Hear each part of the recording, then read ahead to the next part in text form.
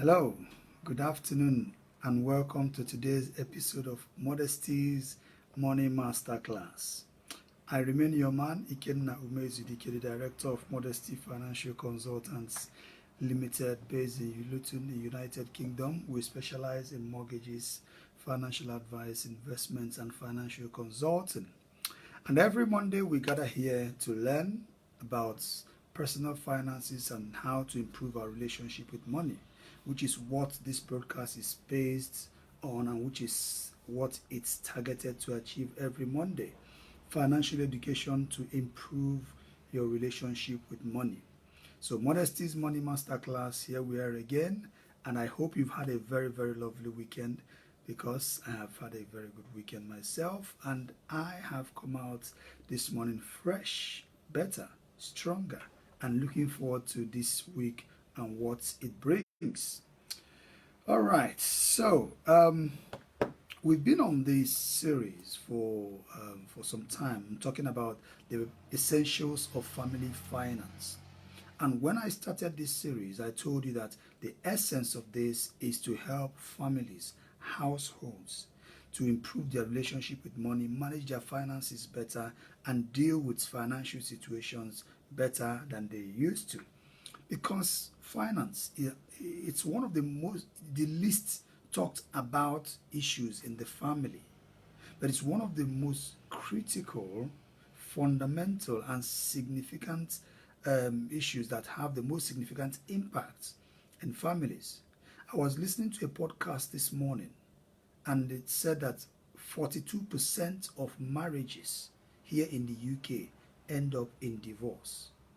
And I tell you, a good percentage of that 42% has its roots down to financial situation or financial disagreements. 42%. That is astonishing. 42% of marriages in this country end up in divorce. I was shocked. I shuddered when I heard that. I was like, is this real? Is this a dream? Or, that's outrageous. What's going on, you may ask? So, is it not better you arrest the situation before it degenerates into a situation you cannot control, or into an uncontrollable situation? So talking about finance and talking about family finance is something that we want to improve that culture in households, among couples, in families, to talk about money, because there is nothing there to hide. If you are a household, it's the finance that glues a lot of things together in the household. If the finance doesn't add up, if the financial relationship doesn't really add up, that relationship is going to kind of be fractured a little bit. So you cannot say that finance doesn't play a major role in holding things together in a family. And that's why I have dedicated this series to discussing the essentials of family finance. So today we are in I didn't get that. part 5 of that series of essentials of family finance. And in that part 5, we are going to be talking about one of the most boring and worrisome topics of family finance, and that is debts. Debts. Owing, borrowing. Okay? So it's not one of the, it's not, and I'm not going to kid you to say, oh, we have a fantastic, glamorous topic to talk about today. There's nothing glamorous about debts.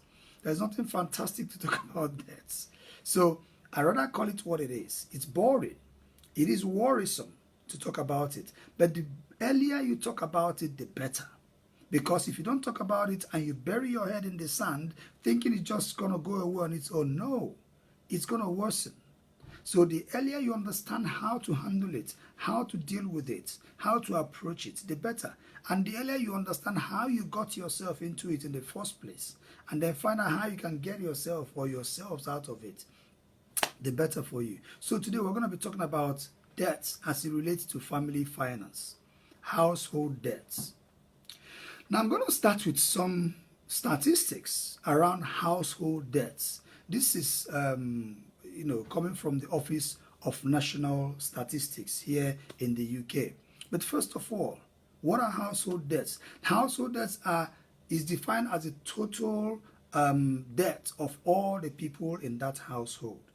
So if there's a husband and a wife, it's the total debt of the husband and the wife. If there is another adult in that household that has accumulated debts, that debt should also be added. But for simplicity's sake, I'm just going to be limiting my instance and my example to maybe two people, two partners in the household, the husband and the wife. Okay? So the total debts of everyone in that household constitutes the household debts. So I want to be treating it as a household debt because we are talking about essentials of family finance. I don't want to be treating it as individual debts. Your individual debts are just separate. But if you are in a household, your debts and your partner's debts, everyone's debts in that household makes up the household debt. So the statistics I'm going to, tell you about now relates to household debts. So this statistics from the Office of National Statistics here in the UK covers the period between April 2016 and March 2018. It says, wait for it. It says the total household debts in Great Britain, that's the four nations of Great Britain, right? England, Wales, Scotland, and Northern Ireland. The total household debts of Great Britain between April 2016 and March 2018 stood at 1.28 trillion pounds. Okay? 1.28 trillion pounds. That's the total household debts of all the households in Great Britain. Now, this 1.28 trillion pounds, out of this amount, about 119 billion of it, which is about 9% of it, was financial debt, which is like consumer debts. That's debts with, for credit cards, for loans, for hire purchases, for student loans, and all that. So about 9% of that was financial debt. So they broke these debts down into property debts and financial debts. So about 9% of it were for financial debts, meaning that 91% of them were property debts, which is debts owed on mortgages to buy properties and residential properties. Okay? Now, focusing on financial debt, which are the debts for consumer credits and loans and all that. That financial debt increased by 11% from the last time it was measured. The last time it was measured was between April 2014 and March 2016. As at that time, the financial debts figure was 107 billion pounds. But then by March 2018, between April 2016 and March 2018, there has been an 11% jump in that financial debt by about 12 billion pounds, bringing it up to 119 billion pounds of financial debts of the household debts in Great Britain. So, hire purchases and student loans accounted for most of the increase in the financial debts within that period. So people were taking hire purchases to buy, and mostly cars, because I think there was a statistic on car purchases in this country that was 2 years ago, that about 85% of the cars bought in England are bought on hire purchases or on finance. Okay, so when you see all those flashy cars on the road, they are just, it doesn't mean that the people forked out that money and they went to the car shop and they bought. People took out finance to finance those. About 85% of them, as of 2 years ago, were all bought on finance or some kind of hire purchase arrangements. So household property and financial debts within this period increased. Why did they increase? Because more households were borrowing and more monies were being borrowed. So not just that the number of households that were going into debt were increasing, the amount that were being borrowed were also increasing. But listen to this. Of those households that are in debts and that are borrowing, the least wealthy 50% of those households accounted for about 36% of the debt, of the total household debts within this period in review, which is April 2016 to March 2018. The least wealthy 50% of this household accounted for more than 1/3 of the total household debts. Remember, the total household that we're talking about is 1.28 trillion pounds, right? Now, you might say that, well, just about a third, 36%, they are not in the majority, are they? But, but there is a reason this particular demographic was picked out. Now, let me tell you why. You see, even though they are, even though they held less debt, but then look at the ratio of their debt to their wealth, to their total wealth. That is where you know where the problem lies. It is not that they are not owing that much. Then if it's just over a third of the whole total debt, it means they are not owing that much. But the focus now is the ratio of the debts of what they are owing compared to their total wealth was relatively very high. So, and this particular demographic, the less wealthy 50% of these people we're talking about, are more likely to have financial debts than property debts. And about 66% of them were renting. Yeah, about 66% of these people in this demographic were renting. So they don't own their own properties. So most of their debts were financial debts rather than household debts or mortgages. Okay? And for this particular group of people, their debt was 3 times larger than their total wealth. That is where the problem lies. So, and then the opposite category, the more wealthy people, they had more wealth than debts. And I have described their wealth here before. I mean, it's about your net worth. Yeah, when you work out what you owe and take it away from what you own, that will tell you what your net worth or how wealthy you are. Okay, what you owe, the debts you have, minus what you own, your assets. So your liabilities, that's what you owe. Yeah, and then your assets, that's what you own. When you take out the difference, when you take out what you owe from what you own, that is your net worth. That's how wealthy you are. So the people in the higher wealthy category have more wealth than debts. Then the people in the lower wealth category have more debts than wealth. So their debts is 3 times more than their total wealth. And that is where the problem lies. Okay? Now, in categorizing debts, there are two broad categories of debts that I'm going to classify debts into, which is inspired by some of my online financial mentors that I've been listening to their programs and been reading their books. And, from different platforms, they have talked about this constantly. That there are 2 broad categories of debts. There are good debts and there are bad debts. Okay? Now, those good debts, what are good debts? Good debts are debts that are taken out to finance investments or other income-yielding exercises. For example, a buy-to-let mortgage, right? Or a borrowing that has been taken out to finance some kind of business activity or commerce or stocks or some kind of investment and income-yielding activity. So if you borrow to finance investment, it's a good debt.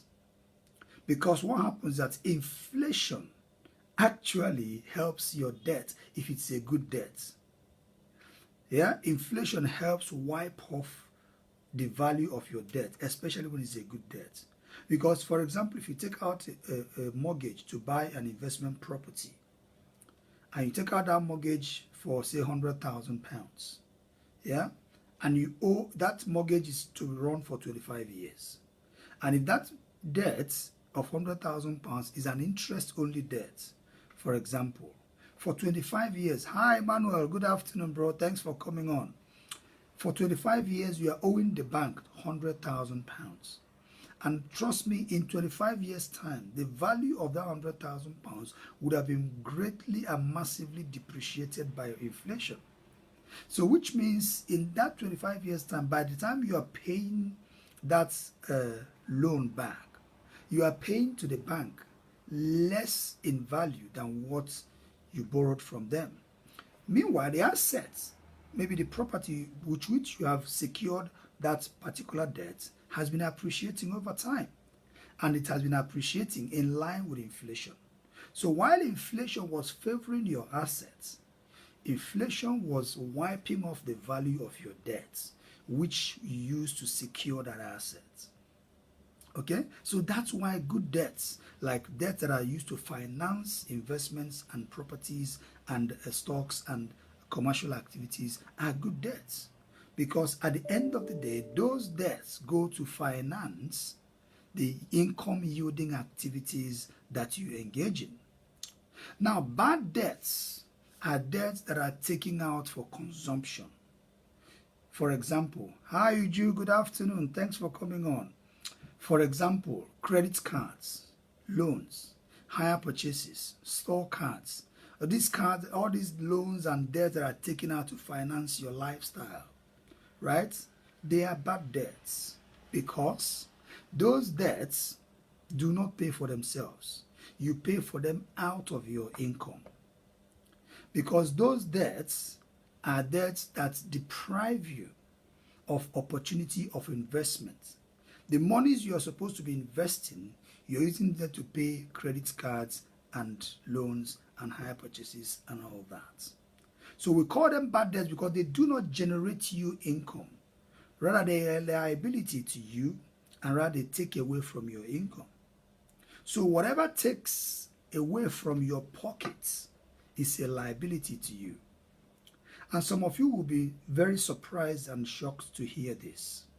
Do you know, it's been a hotly contested issue anyway, but do you know that your residential property is not an asset? Instead, it's a liability. Yes, the house you bought that you took a mortgage on, it's not an asset.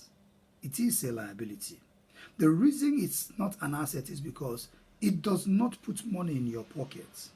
Your residential property takes money out of your pockets because you paid for the mortgage from your income. And it's been estimated that mortgages and rents, mortgages and rent payments take about 40% on average of our net income, right?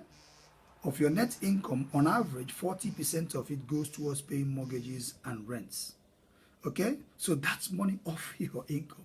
It is not, yes, as time goes on, you start to build equity in the property. Yeah? You start to build equity in the property. And that's where people confuse it to say, well, because there is equity in my property, that means it's an asset because I built equity in it. And, if I sell the property, I'm going to make more money on it. And yes, that's fine. But do you know that the equity you have built in that property, what exactly do you think you can do with that equity that you have built in that property? Yes, you can actually take out the equity in that property and use it to buy an investment property. When you take out equity in that property and use it to buy an investment property, and that investment property is now paying for the equity in that property, then you have monetized the equity in that property, and that becomes an asset. But the asset is not the property you're living in.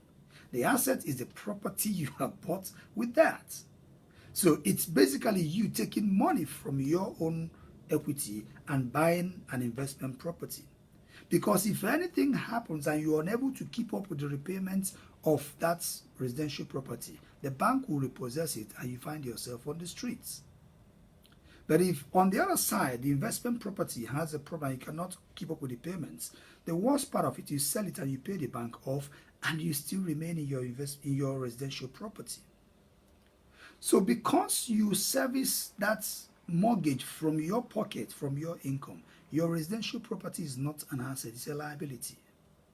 Okay? But it's a necessary liability because you need it. There are certain liabilities that are necessary, so you can categorize that as a necessary liability because you need a roof over your head. And there's some kind of psychological satisfaction of owning the place that you live in. right? And then it then means that whatever you're paying, you're building equity, and it's good for inheritance purposes. At least you have something that you can hand over to people that are coming behind you. That's fine. But when you're measuring your wealth, I mean, a lot of people, their wealth are located in their residential property, and they think that's all they need to have. Okay? But if you have your wealth existing outside of your residential property, like in investment properties and stocks and all that, which are self-generating, because those things are generating income on their own, that is where the good debts lie. So paying down your mortgage means you are basically paying down, you are reducing the bad debts. But that is a good one. Yeah, it's a necessary bad debt. Let me put it that way. So you're paying it down, you are reducing your liability so that you can increase your wealth and increase your net worth. But the other bad debts like credit cards and loans, paying them down, you are not increasing your net worth by doing that. You are just setting yourself free from the bondage you have found yourself in as a result of, one circumstance or the other. Now, let me, I've digressed a little bit. Now, let me come back to what I was talking about, good debts and bad debts. One thing with good debts is that good debts pay for themselves, while bad debts are paid for from your income, right? Good debts increase wealth. Bad debts deplete wealth. Bad debts deny you of wealth. Good debts increase your wealth. Good debts maximize leverage and it increases your income sources. But bad debts, what they do is that they abuse leverage and they deny you income sources. Because for every credit card and loan that you're servicing that is for consumption, that money you're paying towards that credit card and that loan could have been invested in somewhere that is going to be generating you income. So the alternative for paying down those debts would actually be to invest those monies. So if every month you spend £500 on servicing, personal debts, credit cards and loans and all that, that's £500 that you could have put into an investment account that could have been yielding you something on a regular basis. Bad debts usually are high interest debts. Good debts are usually low interest or they are tied to returns on investments. For example, look at credit cards. Do you know some credit cards, their annual percentage rate is between 35 and 40% for some of them. 35 to 40% interest annually. Some people are, I remember when I was heavily, when I used to owe a lot of credit card debts. When I came to this, a lot of people make this mistake, and which is why I do what I do, because I want people to learn, even from my own mistakes, and for people not to make the same mistakes. When I came to this country newly, I didn't understand the concept of credit cards. I didn't understand how credit cards were structured. Yeah? And I was taking on credit cards. And I was thinking, what? That's not my money. That's money on a card. That's money on a plastic. So I just go, I swipe this plastic and I spend, and my money is still in my bank account. I haven't touched it, so it's just credit cards. And then they're asking me to be paying it just gradually, maybe sometimes £5 a month, £10 a month. And then as I continue to increase the limit on those credit cards and increase spending on those credit cards, the monthly payments kept creeping up. They kept creeping up. They kept creeping up. And then I thought that when I made those monthly payments, I would be reducing the credits, the outstanding credit amount on those credit cards by the amount of payments I have made. Only for me to realize that a good chunk of what I was paying was actually the interest. The capital was not reducing by as much as I thought they would reduce. And it took me years to pay off those credit cards. When I realized, what damage that was doing to my finances, I stopped taking out any more credit cards. Instead, I focused on paying off the ones that I have and making sure I paid them off completely. And as it stands now, I don't have any credit card to my name, because I realized I didn't have any need for them. And not having need for them means that you are no longer spending above your means. That's when you know you don't have needs for those credit cards and for those loans. So you amass these credit cards and you're paying 40% or 39% interest on them on a yearly basis. Okay? So that means every month you're paying at least 3% in interest of the outstanding credit cards. And in fact, when mortgage lenders are assessing mortgages, some of them apportion a minimum of 5% to pay off your credit card. So when you are making mortgage applications or when you are making an application for some credits and they ask you what are your outstanding credit cards, there's a reason some mortgage lenders don't even ask you what you pay monthly for your credit cards. They are just interested in the minimum. They'll just say, what are the outstanding credit card balances? And when you tell them what the outstanding credit card balance is, they just take 5% of that as what you should be paying off every month. So that means 5% every month. Multiply that by 12. That is 60% interest. And trust me, some credit cards and their interest are more than 500%. Some of the credit cards that are designed for people who have poor credits. You see how these guys do that? People who are already vulnerable, they are the ones who are going to be charged even the more.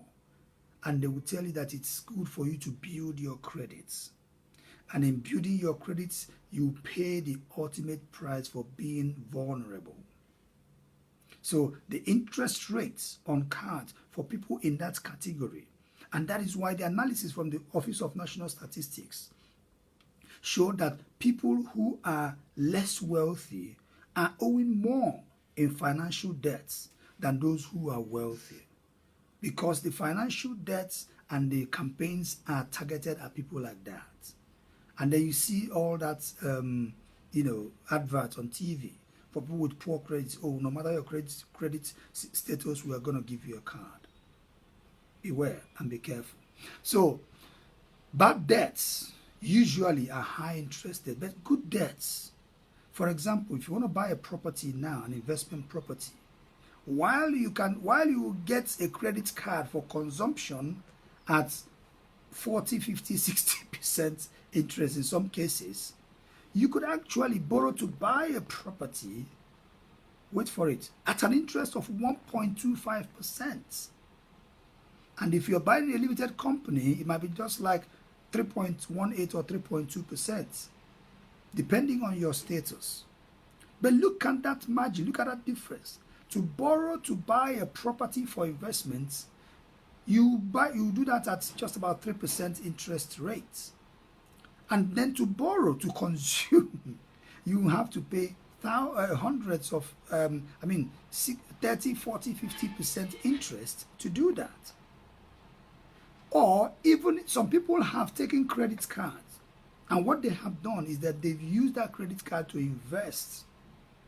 But before they do that, they will make sure that the returns on that investment outstrips the interest rate on those credit cards. Otherwise, it makes no sense. Which is why if you are heavily in debt and you are investing, it's almost useless. Right? But I'm going to tell you a way to deal with it later on. Because if your investment is yielding you, say, 8% per annum, for example, and then you have a credit card that is taking away 35% in interest from you. Now measure that. What's your net returns on that? That's minus 27. So if you have an investment that is yielding you 8% per annum, and your credit card interest is 35% per annum, what's your net return? Minus 27. You are still minus 27% worse off. Because by whatever you are gaining from that investment, it's leaking through the repayment of those debts and those loans. So until you have a way of managing both situations and paying down the debts while investing, then, if you just leave it like that without structuring it, it's basically just useless because you are pouring in from here and it's leaking from there. Okay? Now let's discuss why households get into debt. Why do families get into debt? There are several reasons, that I'm going to mention here to you. Number one is low incomes. Yeah? In certain households, the income just isn't enough to cover the outgoings. And then they are looking for a way to plug the loopholes. So they are now going to borrow take credit cards, take loans, or even payday loans. But please, I beg you, in the name of God, right? Avoid payday loans like a plague. Avoid payday loans like a plague. They are no good to you and they do you no good.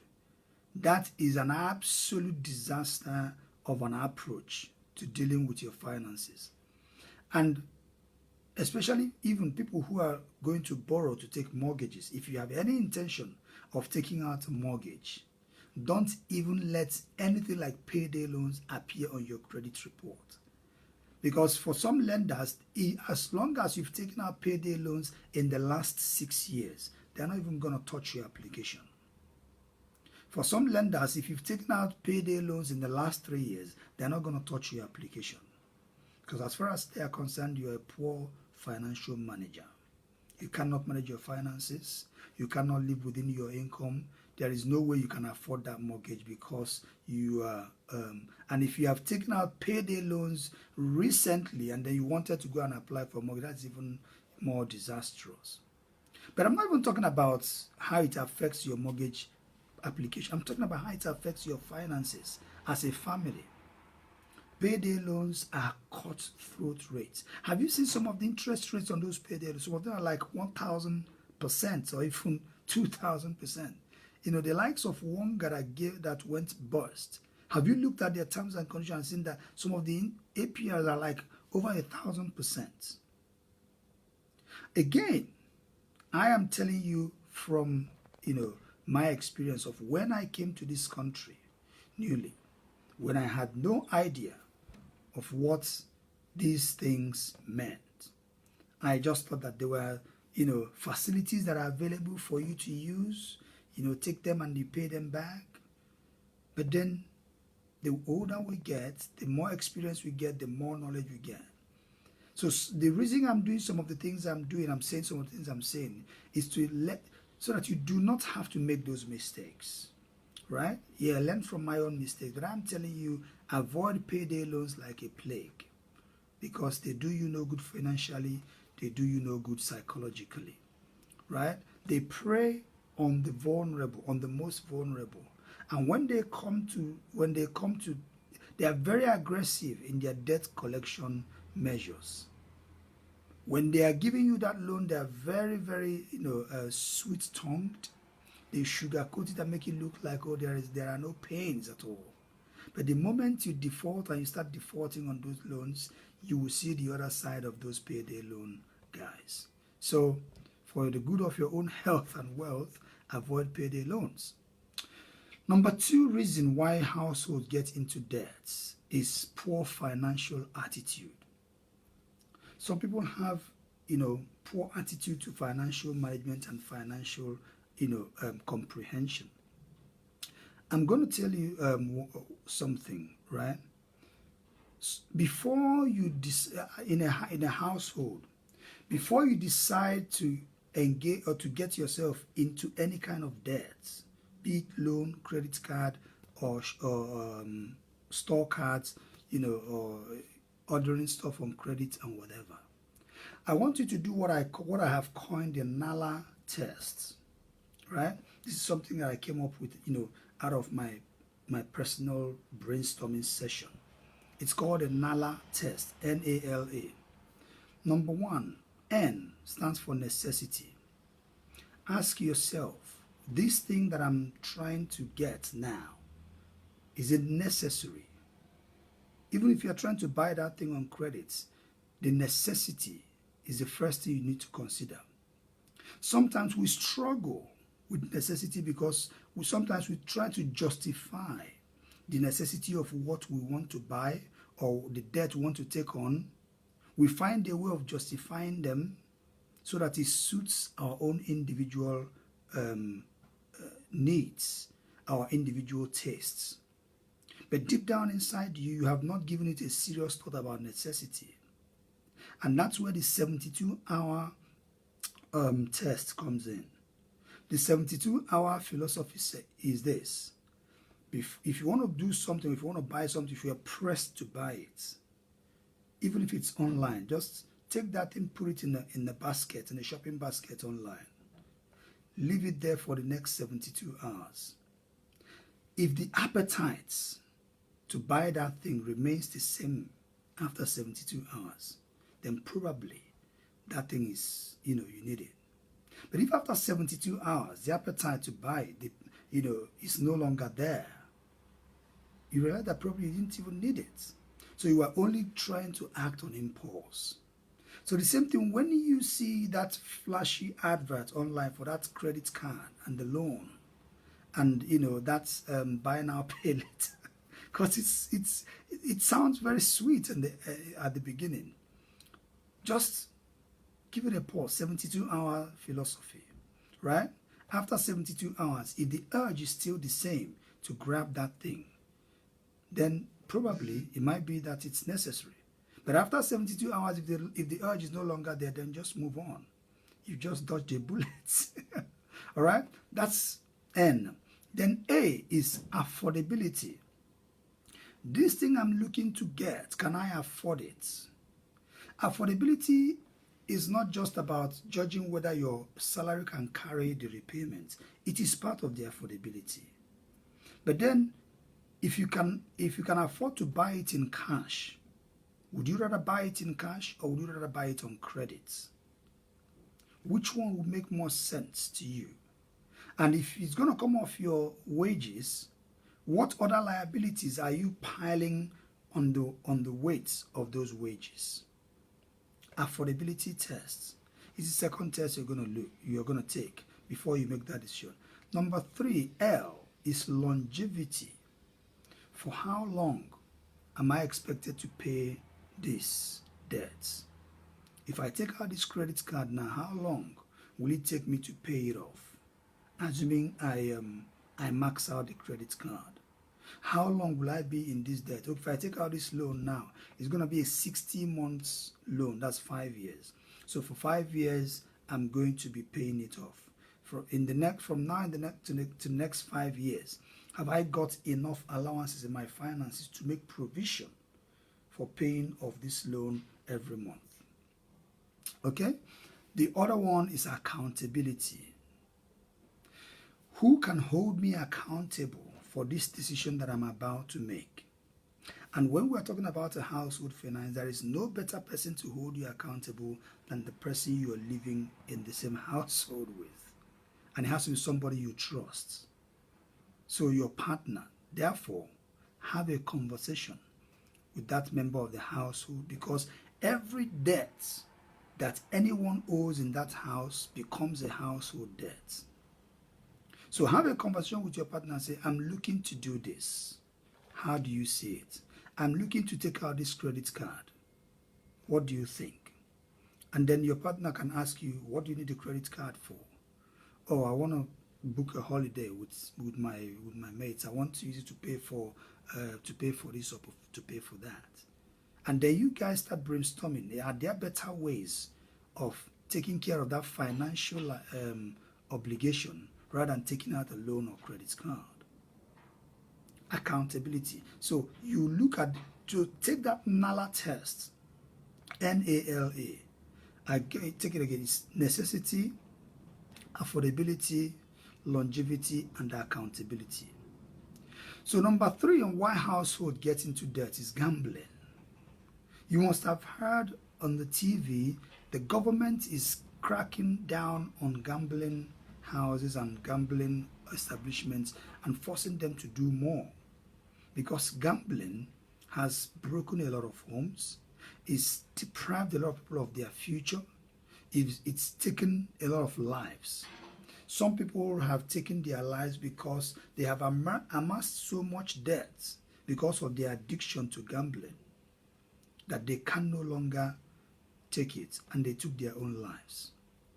So gambling is a very, very big issue. If you have a gambling issue, you better seek help early enough before it destroys you.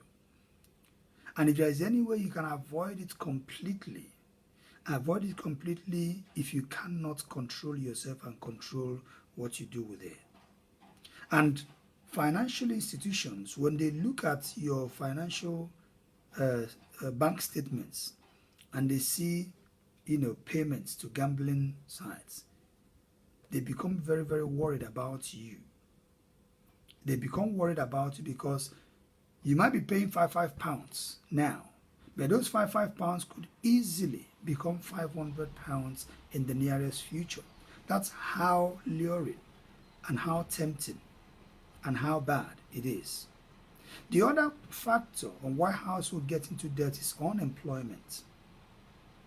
You see, a lot of people who are supposed to be earning money for their families and who are supposed to be breadwinners for their families are unemployed. Especially in this time, in this COVID and this pandemic, where unemployment is now on the rise. A lot of companies are laying off workers.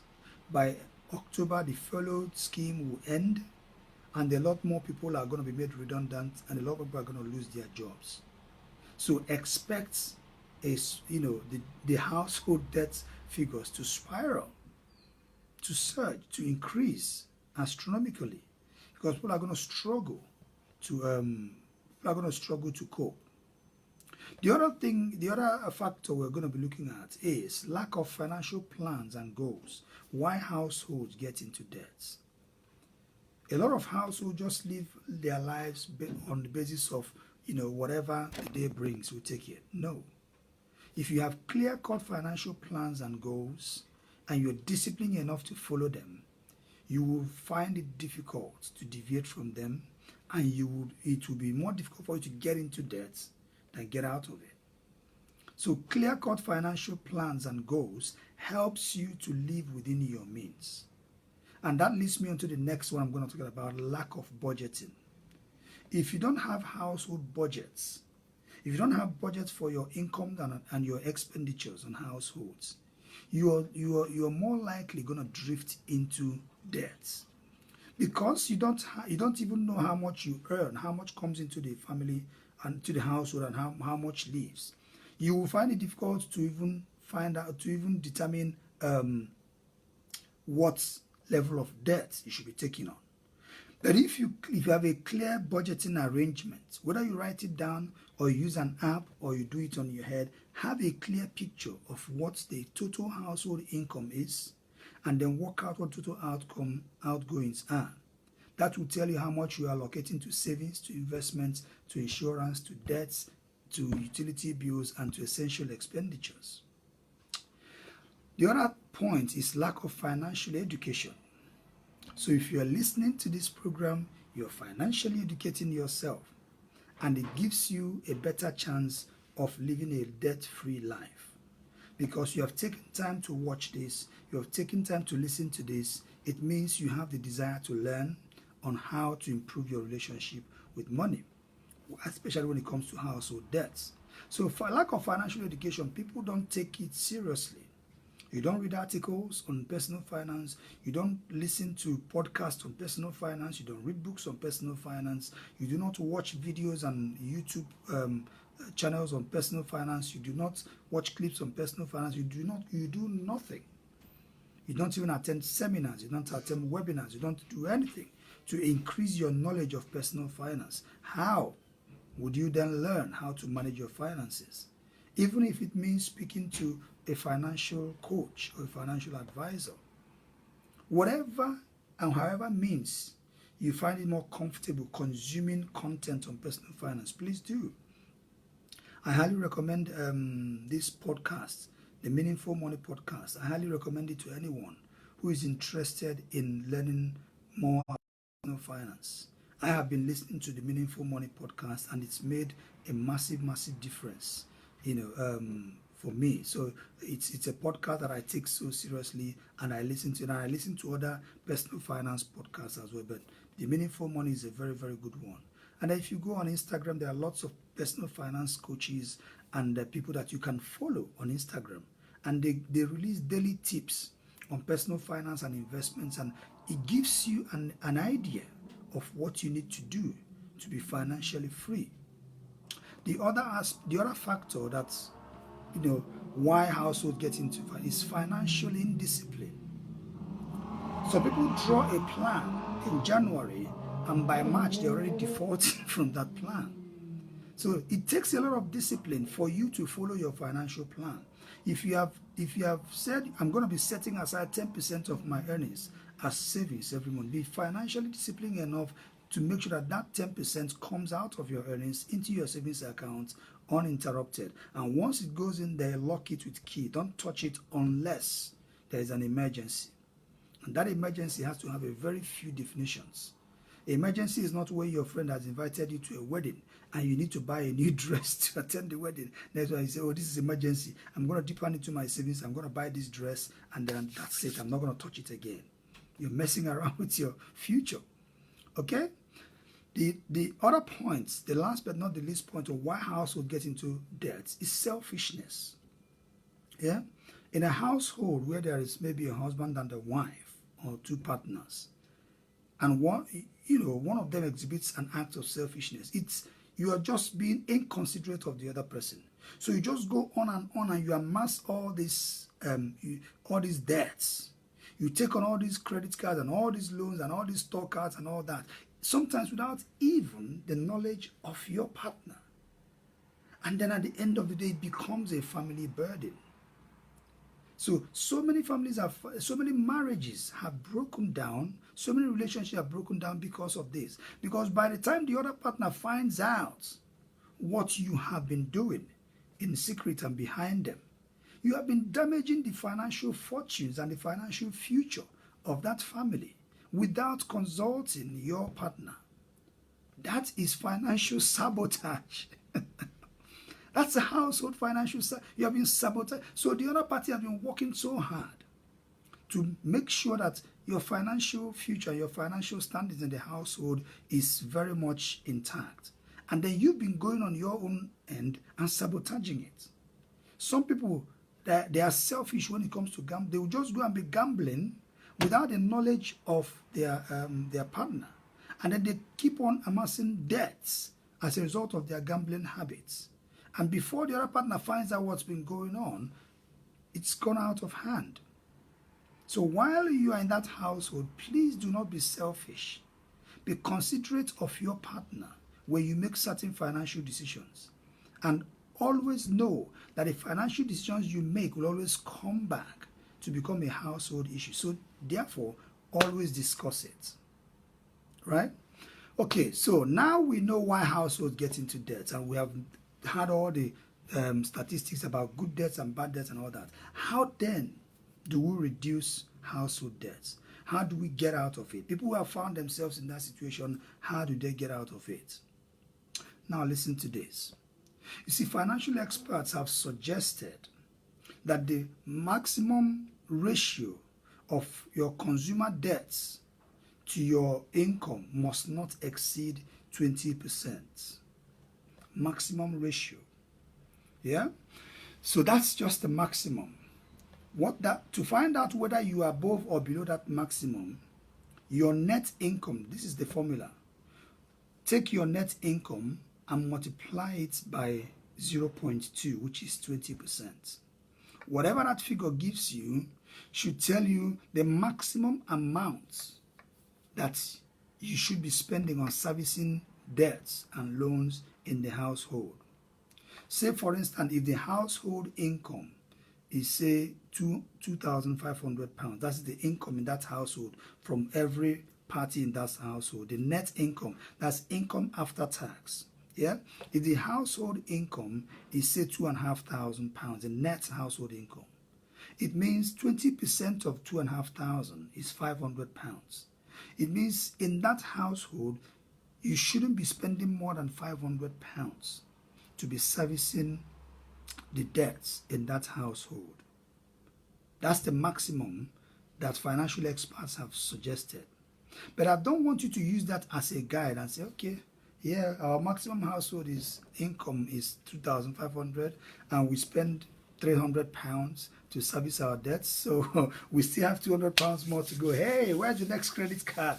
Let me take some more. He came and said we should target 20%. No, I said that's the maximum. What it means that your target should be 0. If you can bring that 20% down to 0, you are a hero. Okay? But what we're saying is if it exceeds 20%, then the red lights should be on. That is the red alert. That's the red line. So it gives you something to work on now. So go home and look at your net income in the household multiplied by 0.2. Whatever that figure is, then work out how much you've been paying towards servicing your debts. If you have exceeded the 20%, it means you are in the red zone. If you are within the 20%, try to reduce it even further. So you can work this. So once you work this out, it gives you some kind of indication of where you are when it comes to reducing your debt and the ratio of your debt to your net income. So that's the red alert level. Then what else do you need to do to cut debts down? Cut your expenses. See where you can save money on your household bills, on your utility bills. Cut expenditures on things that you think that you know are not really necessary. And when you cut those expenses, put them towards paying off debts. When you cut the expenses, don't just cut them and spend more. Don't cut expenses on, eating out and then increase expenses on fashion, on fashion or home appliances, right? When you cut expenses on eating out, put that towards paying off debts. Because your goal should be to drive down your debt aggressively as much as possible. Because now you have known that those debts are leakages from your investment income. That when you work so hard to invest, whatever comes in there is leaking out to those. So plug the hole of debts first of all and be aggressive about it. If you're in the red zone, you need to do something. It's just like somebody who is trying to lose weight. If you know you are too fat or you want to lose a lot of weight, you have to be aggressive about your weight loss program. And being aggressive doesn't mean that you have to go and do things that are, being aggressive means if you intensify the workouts. Look for an activity and exercise that will, help you burn as much calories as possible.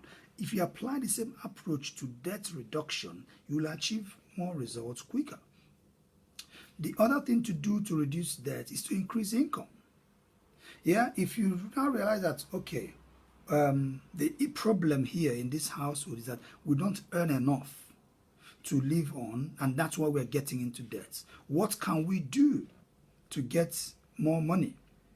So you can, if you have to take a second job, if you have to increase your shifts, if you have to work overtime, or if you have to look for a passive income aside your main income, look for an activity that gives you money on the side, that brings more money into the household.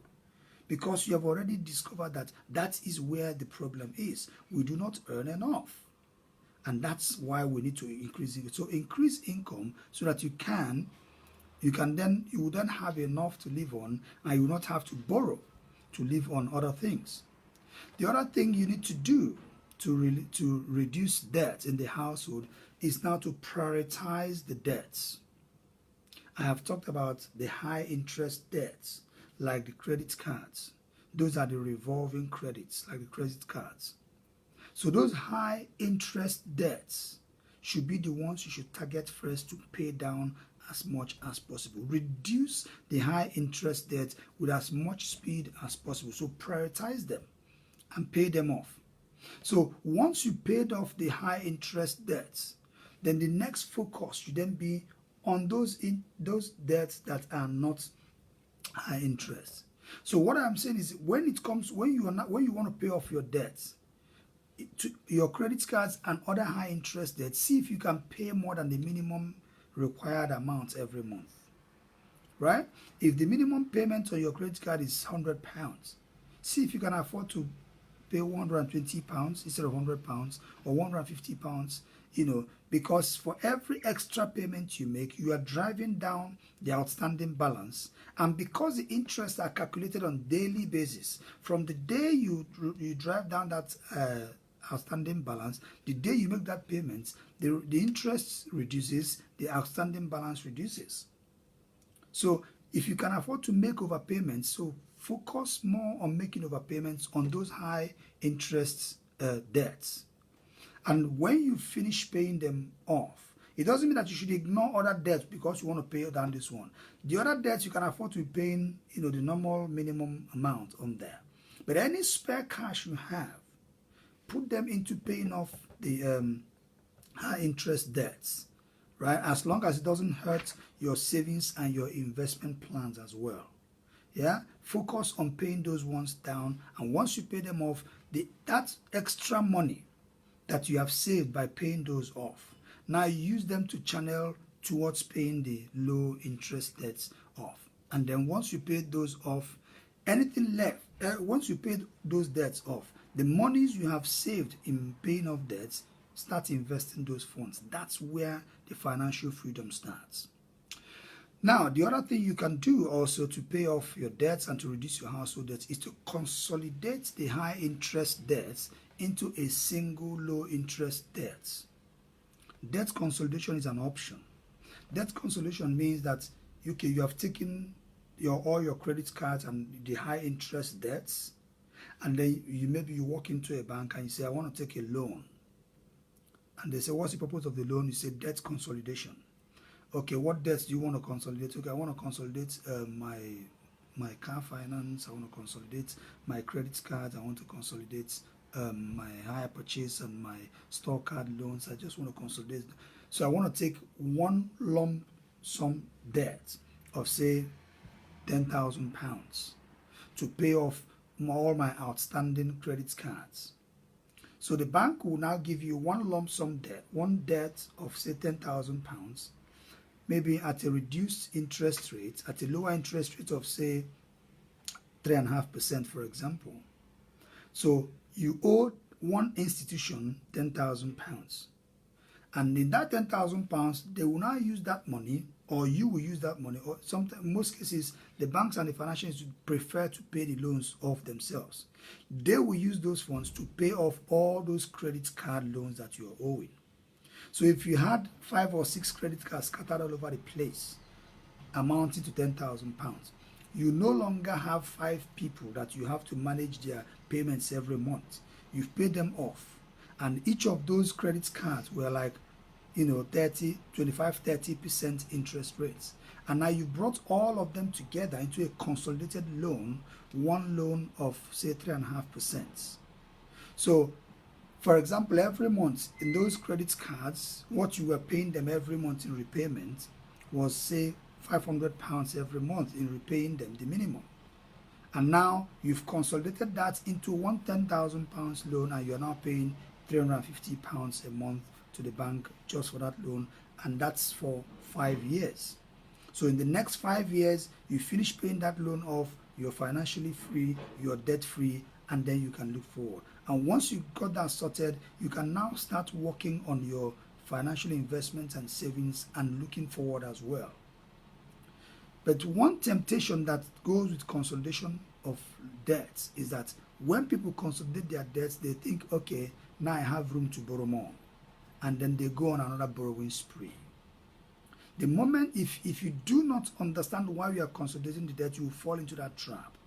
So the moment you consolidate that debt and you report those credit cards, get focused and make sure you do not go back to that lifestyle again. I have come across people who have consolidated before and then they are consolidating again.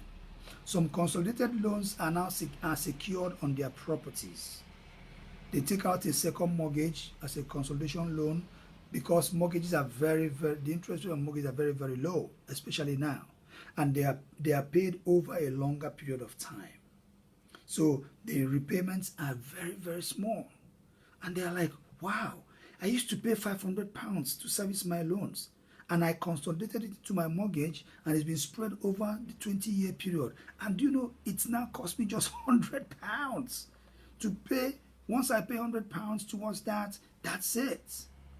Woo! I'm going to go and take out another loan and go on holiday. At least, you know, that one is sorted. And they think it's a license to go and borrow more. No.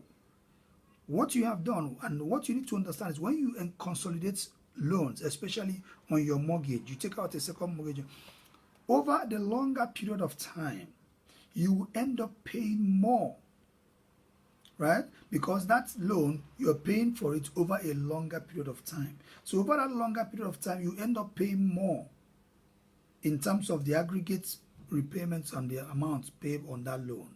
The difference is that the payments are now more manageable in small tranches than they were. But so if you're paying over a 25-year period, it means that that interest is going to be paid over a 25-year period. And that's the length of time you're spreading it. As against the 5-year period that you would have spent on paying off those loans. So it means that you would have been debt-free in 5 years if you had kept up with the loan repayments and paid off that loan that you consolidated. Within 5 years, you would have paid it off and become debt-free. But then when you sacrifice that and you consolidate that loan, you'll be paying a lot less, but then for a longer period. And in that longer period, you might end up paying more than what you actually should have repaid if you had paid it off in that 5 years' time. So while consolidation is an option, consolidation is not the go-to, is not the all-encompassing option. There are pros and cons of that. Okay, so once those loans are paid off, convert the repayments you used to make on those loans into an investment amount and pay them into an investment account and use them for investment. Now, it's advisable to keep maybe 1 or 2 credit cards, you know, just to keep your credit status afloat. Because in this country especially, if you haven't taken out a credit card or any kind of loan, somehow it counts against you. Because the lenders, when you come to take, say, something like a mortgage, and they look at your credit status, he or she, he's never borrowed before, no credit card, no loans. How are we even sure he or she knows how to manage credits? How are we even sure he or she knows how to manage credit repayments? Nah, can we afford to take this risk? So sometimes your credit rating drops because you have no credits. Okay, so, which is why some people just go to take a very low limit credit card just to have a credit card in their name and maybe spend something on it and then pay something on it, and just very minimal credit management just to boost their credit rating. So it's not a bad thing but before you keep those credit cards, make sure you drastically reduce the limits available on those credit cards so that you don't get tempted.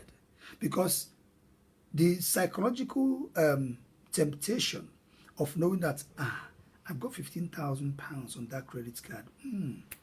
I think I can afford to take, you know, I need to change this car, man. I can put it on my credit card and just, you know, pay it off over time. The temptation will be there. You know, there might be something you see and you feel, I'm going to put it on this credit because I've got enough allowance. So, but if you know you haven't got that money on that credit card, it helps you make that decision very easily. So the other way you have to look at is your bank account, and you think, if I take this lump sum out of my account, it's going to affect my investment account. No, I'll leave it there. I'll find another way. Okay, you become more creative around that. Okay, so the other way to reduce your household loans is to set a debt repayment goal. Set a time, set an amount, and set the sequence of debt repayments. How long do I want to pay this loan off? Okay, these loans that I have now, I want to be debt free in the next 3 years. You set that target and then you start working towards it. In 3 years' time, I don't want to have debts anymore. That's time. Amounts. How much do I need to set aside to pay off these loans? You decide how much you need to pay off those loans every month and how much you need to pay off, and then you focus, you set that target and you become disciplined about it. The sequence of the debts, which one do I pay off first? We have already mentioned you pay off the high interest debts. Charito, good afternoon. Thanks for coming on, my dear sister. Okay, so while 20% of your debt is committed to paying off your 20% of your income is committed to paying off your debt, remember that you must commit to saving 10% of your income. And also remember that while you do that, you now have only 70% to live on in terms of your income. So if you've got lots of debts, set aside 20% of your income to start paying them off, right? You can decide to go into a debt management arrangement if that is the only option left for you. If the 20% of your income you set aside cannot service all that debt, you can decide to call the lenders and have some kind of arrangement with them where you'll be paying them a certain amount from that 20% of your income so that you can live on 70% and still save 10%.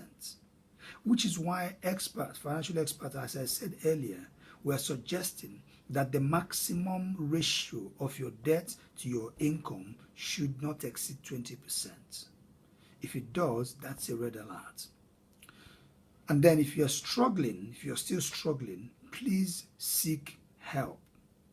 Now I have, a few guidelines I want to rush through for household debts. Yeah. Number one is, in a household, in a family, please be open about your incomes and expenditures. Spouses should be able to talk about their incomes and their expenditures openly so that everybody knows how much is coming in and how much is going out. And it helps everybody to be focused and be responsible and be very careful. Number two, always discuss your personal and family debt borrowing needs and intentions with your partner. Conversation, talk about money in your family. There's nothing bad, there's nothing wrong in talking about money. Talk about it. Discuss if you want to borrow money, talk to your partner, seek their advice, seek their consent, find out what they think about it. Sometimes you might think, I'm the highest income earner in the family, so I can do whatever I want with the finance. No, it is no longer just your money, it is the household income. And you need to understand that and stop being selfish about it. Because you might think it's your money and then you keep amassing all that debt. In the long run, it is the household, it is the family that's going to suffer. Because when it comes to repossession and there is need to repossess assets or homes, your home is going to be repossessed and the whole family is going to be affected. If bailiffs come to the property and they want to take away things, they're going to take away things in the household. If the bailiffs come and they want to take away your car, they take away the car, and that car is meant to be fending for the family. They take away the car and then that's it. If you become bankrupt, it means you can no longer borrow, your opportunities are limited. It's affecting the household. So it's not just saying, oh, I'm the highest income earner, I can do whatever I want with my finance, it's my money. No, it is the household money. So be open about your borrowing needs and intentions and discuss it with the members of the household. Avoid payday loans. I've mentioned it before. Please, at all costs, avoid payday loans. Number 4, explore interest-free family and friends loan options first. This might sound strange, but trust me, it's better that I owe friends and family than me owing banks and financial institutions, because I can manage it better and friends and family can manage it better than I can manage the situation with banks and financial institutions. We can always work out an arrangement between friends and family, because I know my pride and my ego, my integrity is on the line. Because if you borrow from friends and family and you don't pay back, you can't go back to them again when you have any need. But hey, because you paid back doesn't mean you should keep coming back all the time, okay? But explore interest-free options like friends and family first before you even look at borrowing from financial institutions. But if you manage your finances very well, the key word in all these things I'm saying is live within your means. Never spend more than what you earn. If you keep this principle as simple as it is, you will never find yourself in debt that you will find difficult to deal with. Never spend more than what you earn. Okay, it's as simple as that. If you spend more than what you earn, you will never ever become wealthy. I keep saying it here every now and then on this program. So if you don't want to get into debt, live within your means. Then the other point I want to make here is to delay gratification for as long as possible. That thing that you're really attracted to, that you want to buy, you want to do, you want to go, can you delay it a little bit for as long as possible and see whether the urge remains the same? I mentioned the 72-hour approach. Some things need to be delayed for more than 72 hours. Yes, that new phone you're looking to buy, can you delay it a little bit just to see?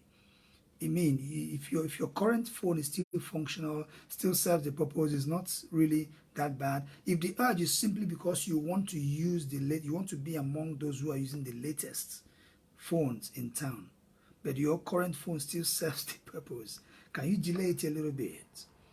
Oh, that flashy new car you're very eager to go and acquire, can you delay it a little bit and see if really the urge is still there after that for as long as possible? That's how wealthy people become wealthy. Wealthy people, it's not about, people who are really wealthy, they are not very much, they're not really too attracted to material things because they are too focused to even be attracted to those things that you think they're attracted to. And you think it's all about the yachts and the private jets and the yachts and the private jets that the super rich and the super wealthy acquire. It's just a minuscule of what some of them have acquired. A greater percentage of wealthy people are rich enough to buy yachts, but they don't buy it because they don't find it useful.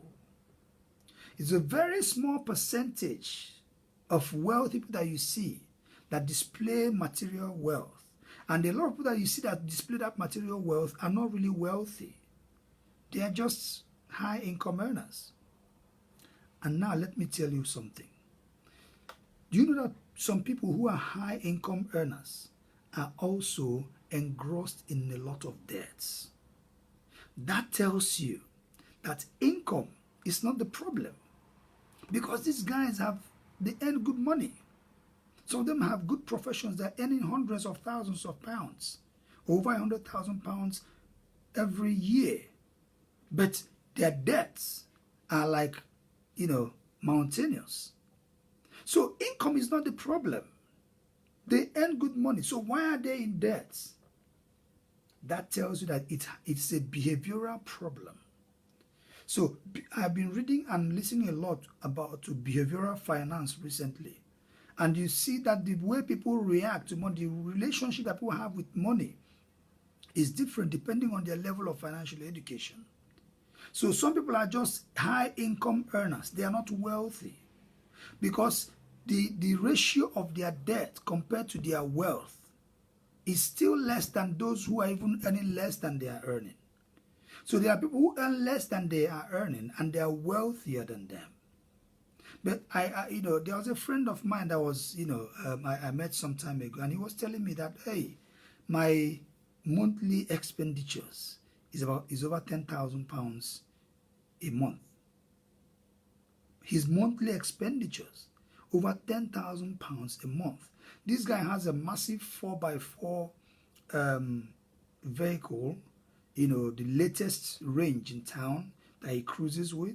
He lives in a big house, and then he was confiding in me and he was telling me how much he spent on petrol alone on that car, on insurance alone on that car, on the road tax alone on that car, plus other household expenditures. He's got American Express credit card. He's got all manner of debts here and there. And what he's doing, he's using one credit card to pay off the other, and he's owing on the other credit card. Messy financial situation. And he earns less than £10,000 a month. But his expenditures are over £10,000 a month. That is the definition of messy finance. Okay? So as long as you do not live within your means, you will find yourself in a financial mess, no matter how much you earn. So it's not about your income. It's not about how much you earn. It's about how financially disciplined you are and setting financial goals. Okay, and then the other point about the guidelines I want to give is to always identify the source of any debt repayment before you take it out. Before you take out any debt, identify how it will be repaid, from what source will it be repaid, what will be the impact. Hi, Bolaji, good afternoon. So if you are taking out that debt to buy an investment property, obviously the repayment of that debt will come from the proceeds of the rental income of that investment property. If you're taking it out to buy stocks, the repayment will be coming from the income coming from those stocks. If you're taking it out for investment and commercial purposes, to import, stuff or business purposes, work out the expected return on that and make sure that it is enough to service those debts. Those are good debts. But if you are taking on consumer debts, then you have to work out, where will this loan, how will it be repaid? Have I got an income yielding investment that I can use to service this loan? You see, some of the wealthy people you see who drive flashy cars, those flashy cars don't even come out of their income. They have built up assets over time, and those assets are already yielding them income. So their main income from their main business or their main jobs is not even servicing the debts. The debts are being serviced by the proceeds of the assets they have built up over time. And you're looking at them and you're thinking, I'm going to buy the same car I bought. I'm going to try to live the same life he's living. Because you don't know for how long they've been building up those assets that are paying for those debts. So identify the source of repayment of every debt before you take on that debt. And finally, if you're still struggling after all this, speak to the lender. If you're struggling, speak to the lender. Speak. Don't bury your hand in the sand. Speak to the lender and find an arrangement and an agreement. Most lenders are more than happy to discuss an arrangement with you. And it is better to have an arrangement in plan than have nothing in plan, mess yourself up financially, and then come back to regret it. All right, folks, this is where we're going to hang up our boots for today, and this is where we're going to end today's episode. I hope this episode has been useful to you, and if it has been useful to you, we very much appreciate your feedbacks.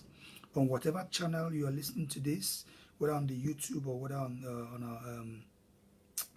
on our Facebook, please leave us a feedback. Tell us what you think. Tell us, what you feel about this video, and feel free to share among your friends and family. Whoever you think is going to benefit from this, please feel free to share. And on Wednesday, again, I'm going to be back here talking about mortgages on our Modesty's Mortgage Masterclass. Until then, take good care of yourself. Goodbye. God bless you. And see you again on Wednesday and next week. Bye now.